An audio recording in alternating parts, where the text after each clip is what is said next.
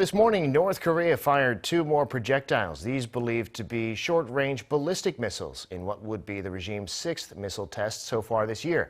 These missiles were tracked at an unusually low altitude, possibly meaning a new kind of weapon. Our defense correspondent, Bae Eun-ji, reports.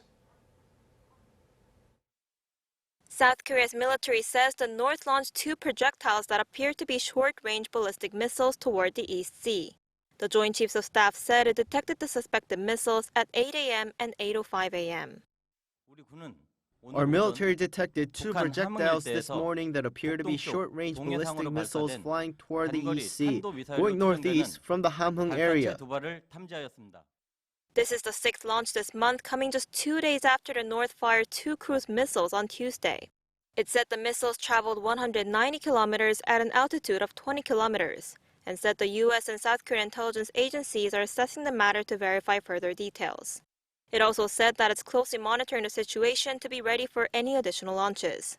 Because they traveled a relatively short distance and at a lower altitude, experts say the missiles may have involved a super large caliber multiple rocket launcher called KN-25, or an apparent variant of Russia's Iskander, KN-23.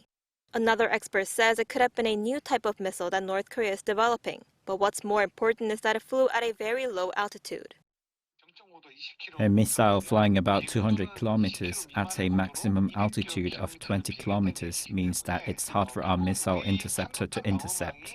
And it will not easily be detected on our radar because it takes time, which gives us little time to respond. Earlier in January, on the 5th and on the 11th, North Korea tested missiles that it claimed were hypersonic missiles. Then on the 14th, the regime launched 2 short-range ballistic missiles from a train.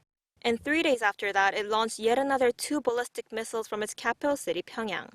They appeared to be KN-24 missiles, which resemble the U.S. Army tactical missile system. Following the launch, South Korea's Blue House held an emergency National Security Council meeting and expressed deep regret. A U.S. State Department spokesperson also condemned the North's latest move as a violation of multiple UN Security Council resolutions and a threat to the international community. But despite continued global concerns, last week, North Korea has said it will bolster its defenses against the U.S. and suggested that it may resume nuclear and missile tests. Bae Eun-ji, Arirang News.